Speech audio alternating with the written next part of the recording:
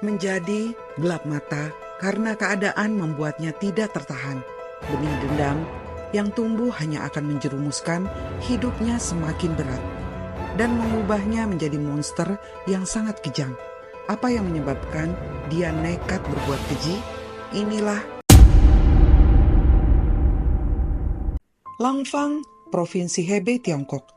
Pada bulan Oktober tahun 2006, seorang ibu mertua bernama Lin Shuying sedang memasak di dapurnya. Namun, tiba-tiba ada yang mengetuk pintu rumahnya.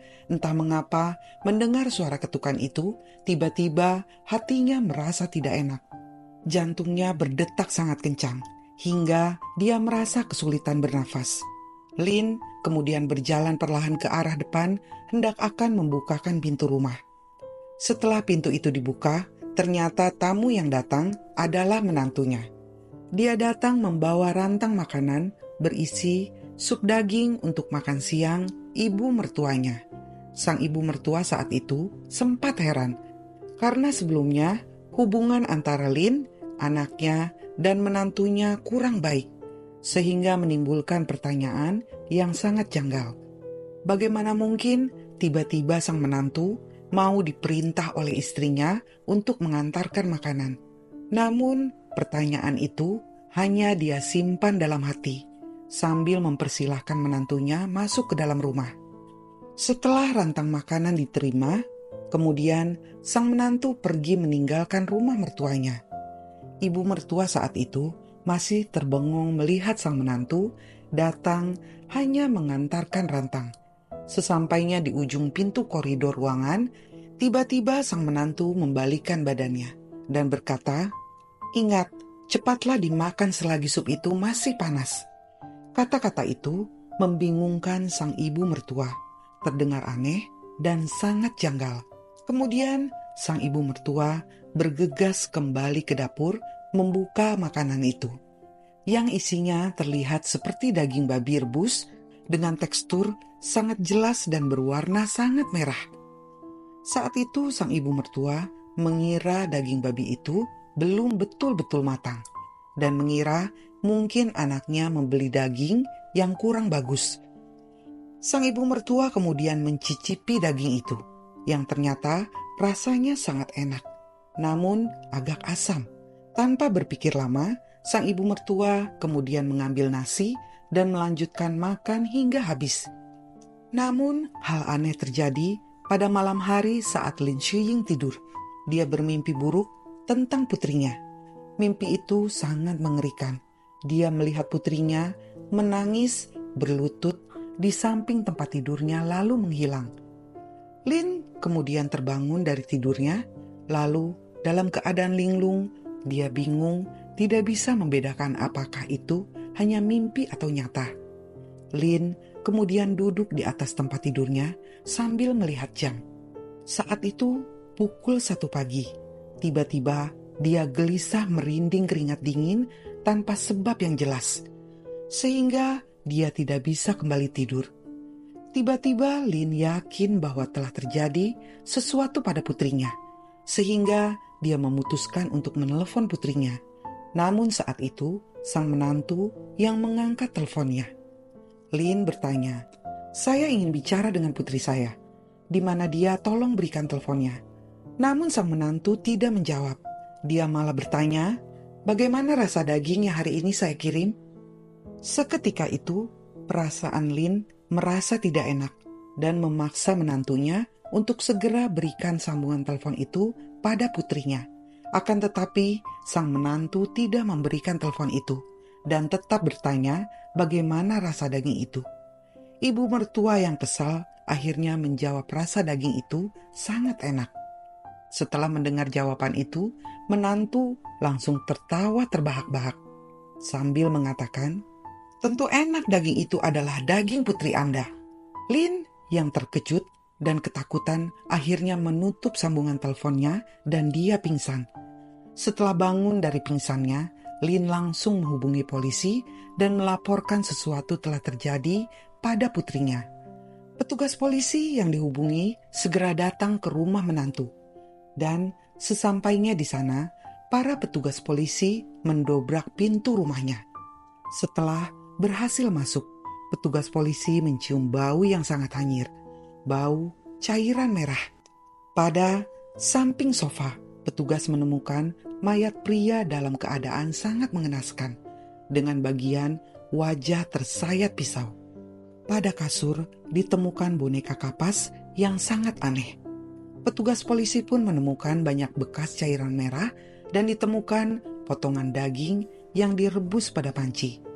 Mendengar kabar itu, sang ibu mertua sangat histeris atas apa yang terjadi pada anaknya.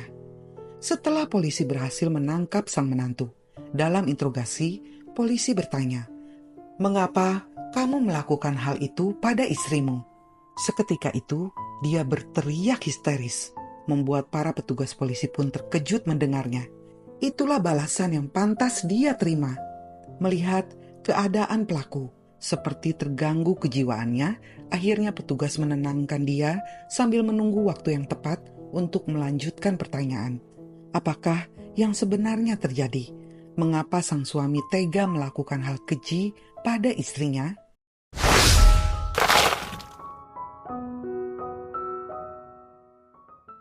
Terlahir dari keluarga miskin, Bai Liqiang lahir di desa Liwan, Langfang, Provinsi Hebei.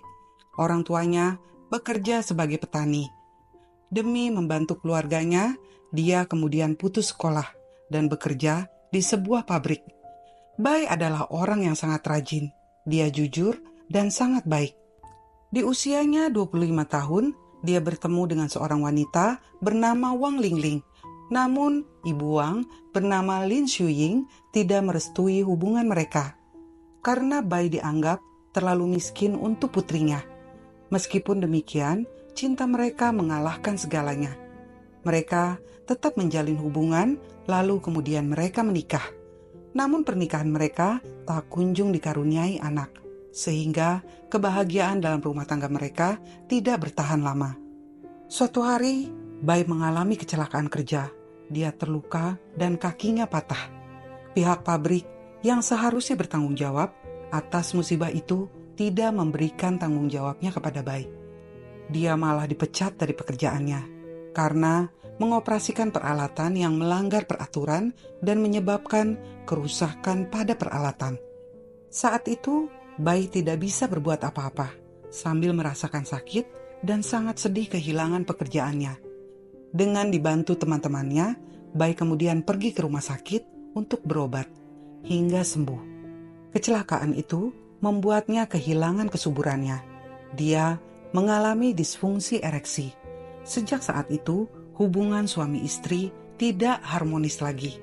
Sang istri selalu mengejek Bai karena masalah kesuburan yang dia alami.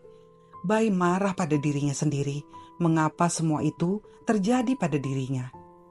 Selama masa pemulihan kakinya, uang tabungannya habis untuk berobat. Wang Lingling, sang istri, bukannya menghibur sang suami, tapi dia malah mengejek suaminya terus-menerus. Teman-teman Bai yang sangat peduli padanya kemudian mengumpulkan uang untuk membantu Bai, agar Bai tetap bisa usaha mencari nafkah. Dengan menggunakan uang hasil kolektif teman-temannya, Bai membuka warung berjualan buah. Hingga suatu hari, turun hujan lebat. Bai menutup warungnya lebih cepat dari biasanya. Lalu dia pulang ke rumah. Namun sesampainya di rumah, saat hendak akan membuka pintu rumah, Bai mendengar suara desahan sang istri. Bai yang penasaran kemudian segera membuka pintu itu. Betapa terkejutnya, setelah pintu itu dibuka, dia melihat sang istri sedang selingkuh dengan pria lain. Pria itu bernama Lawang, yang tinggal berdekatan dengan rumahnya. Bagaikan disambar petir, tak kuasa menahan pemandangan yang sangat mengejutkan. Seketika itu, Bai meluapkan amarahnya. Namun, Lawang tidak takut dan tidak menyesali perbuatannya. Lawang bahkan mengejek Bai yang saat itu sedang meluapkan emosinya. Perkelahian pun terjadi, namun Bai kalah dalam pertarungan itu. Lawang yang merasa menang dan merasa paling hebat terus-menerus melanjutkan ejekannya pada Bai dengan sangat sombong. Bai dibanting ke tanah lalu diduduki tubuhnya. sambil terus-menerus memukuli Bai yang sudah tidak berdaya. Keributan itu terdengar oleh warga setempat. Mereka keluar rumah, hanya melihat perkelahian tanpa membantu Bai yang sudah babak belur. Setelah puas memukuli Bai, kemudian Lawang berbalik akan meninggalkan lokasi sambil menggoda istri Bai di depan semua orang dengan gayanya yang angkuh, percaya diri. Bai saat itu baru sadar bahwa sang istri hanya berdiri memperhatikan suaminya dipukuli habis-habisan dengan ekspresi wajah seolah mengejek dengan bercanda. Tampak pula tatapannya yang sangat dingin pada wajah sang istri. Kemudian Bai berusaha bangun dari tanah, mendekati sang istri untuk bertanya apa yang terjadi sebenarnya. Namun sang istri malah mengatakan, "Kau pecundang, kamu tidak bisa memberikan kebahagiaan. Kamu tidak bisa menghasilkan anak, bahkan kamu tidak bisa menghasilkan uang yang cukup." Setelah mengatakan itu, sang istri kemudian berkemas untuk pergi ke rumah ibunya dan meninggalkan Bai. Sambil melontarkan perkataan, "Aku ingin mencari pria lain. Kita bisa cerai kapanpun." Selama sepeninggalan istrinya, Bai merasa sangat sedih dan tetap berusaha untuk memaafkan istrinya. Dia masih berharap sang istri kembali dan berhubungan baik kembali. Namun, sang istri tidak ingin kembali lagi. Dia selalu berkencan dengan pria lain. Sang ibu, Li Shuying, tidak pernah mengetahui bahwa permasalahan rumah tangga anak dan suaminya karena perselingkuhan yang dilakukan oleh putrinya sendiri. Li Shuying mengira pertengkaran itu hanyalah pertengkaran biasa di dalam rumah tangga. Begitulah terkadang orang tua tidak seharusnya ikut campur ke dalam urusan rumah tangga anak. Namun, sebagai orang tua, sudah sepantasnya mengetahui masalah yang dialami anak. Sebagai orang tua yang masih hidup, tetap harus bisa menjadi penengah dan membantu solusi maupun saran-saran yang baik bagi anaknya. Namun kebanyakan orang tidak peduli dengan hal itu, karena orang tua hanya dianggap sebagai pihak ketiga. Saat itu, sang ibu Lin menyangka kesalahan ada pada menantunya, sehingga dia tetap memihak dan mendukung putrinya. Lin, yang memang dari awal tidak menyetujui hubungan anaknya, lalu ikut mengejek menantunya. Betapa sangat terpukulnya Bai mengalami semua cobaan itu. Namun, dia tetap tabah dan optimis. Berkali-kali dia datang ke rumah ibu mertua dengan harapan bisa mendapatkan bantuan dan mendapatkan kembali istrinya. Namun semua usahanya Bai sia-sia. Sang istri tetap bertahan di rumah orang tuanya dan mengharapkan perceraian. Hari-hari Bai menghabiskan waktunya dengan mabuk-mabukan. Suatu hari saat Bai akan pergi membeli minuman, dia bertemu dengan selingkuhan istrinya di jalan. Bukannya menghindar, saat itu sang selingkuhan malah memprovokasi Bai dengan ejekan sebagai pria tidak subur. Bai yang kesal menjadi marah karena rahasianya diucapkan di depan publik, sehingga pertengkaran pun terjadi lagi. Warga yang melihat perkelahian itu segera memisahkan mereka. Namun sebelum pergi, Lawang menendang Bai hingga dia jatuh ke solokan yang sangat kotor. Bai sudah sangat merasa mencapai pada titik terendah dalam hidupnya. Dia mulai memikirkan cara untuk membalaskan dendamnya. Hingga suatu hari, Bai mengundang Lawang untuk datang ke rumahnya. Bai mengatakan pada Lawang dia ingin menyelesaikan permasalahan hubungan dengan istrinya tanpa curiga, karena Bai dikenal sebagai orang yang jujur dan sangat baik. Lawang datang ke rumah Bai memenuhi undangan itu. Namun saat Lawang lengah, Bai memukul kepalanya menggunakan gagang kampak hingga dia pingsan. Lalu menyumpal mulutnya dan mengikat kaki tangannya. Kemudian Bai memotong bagian bawah tubuh Lawang, melampiaskan dendamnya dengan menikam Lawang hingga lebih dari 30 kali. Lalu dia dan memotong bagian tubuh lainnya, sebanyak 20 bagian untuk diberikan pada anjing. Setelah merasa selesai urusannya, Bai tiba-tiba teringat istrinya dengan penuh kebencian. Kemudian Bai menelpon istrinya dengan sangat manis, bermaksud untuk menipu istrinya. sang istri pun masuk ke dalam jebakan Bai. Dia datang menemui Bai di rumah. Ketika sang istri lengah, Bai melakukan hal yang sama seperti yang telah dia lakukan kepada Wang. Dia memotong buah dak sang istri dan memisahkan kulitnya. Kemudian Bai menjahit buah dak pada boneka kapas dan meletakkan boneka itu di atas tempat tidur. Bai yang sudah gelap mata dan menyimpan rasa dendam, kemudian dia memakan hati istrinya yang telah tewas.